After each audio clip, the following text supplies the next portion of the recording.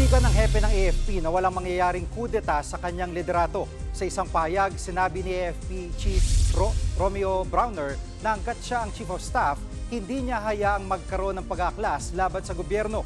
Nananatiling matatag, profesional at tapat daw ang sandatang lakas sa chain of command at sa konstitusyon.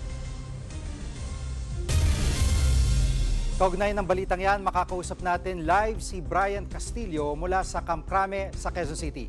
Brian, ano ba pinanggagalingan ng pahayag ni General Browner tungkol sa umano'y kudeta?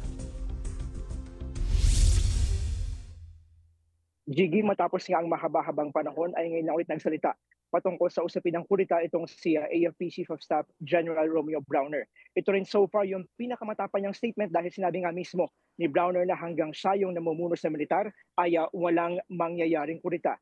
Naglabas ng ganyang statement si Browner kasunod ng mga agam-agam na dumarami yung bilang ng mga sundalo at opisyal ng militar na dismayado raw sa pamamalakad ng administrasyon. Gayunman, sabi ng AFP, hindi na raw bago yung mga ganyang statement ni Browner at kinailangan lang ulitin dahil nga meron daw mga taong nagre-recycle lang ng issue ng kudeta sa kanilang hanay. Jiggy?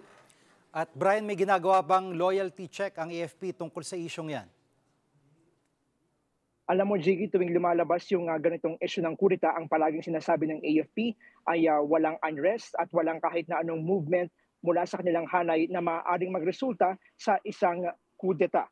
Hindi rin daw nagsasagawa ng loyalty check dahil malinaw para sa bawat sundalo yung kanilang mandato at yung kanilang katapatan ay hindi sa kahit sinong politiko kundi sa saligang batas ng ating bansa. Wala rin daw panahon ang militar sa usapin ng kudeta dahil nga may mas mahahalagang bagay silang kailangang pagtuunan ng pansin. Partikular na nga itong usapin ng gawa ng teritoryo sa West Philippine Sea para maprotektahan ang ating karapatan doon. Jiggy. At sa panig ng PNP, meron bang mga ganyang usapin din?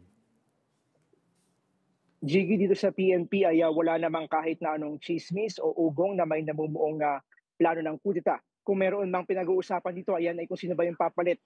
Ito sa magreretirong si PNP Chief Marbil. Dahil nga come June 7 ay magretire na siya sa pwesto at marami-rami yung mga contenders na posibleng pumalit sa kanya. Gayunman, nakabantay naman daw ang PNP sa anumang posibleng sitwasyon at nakahanda silang tumugon.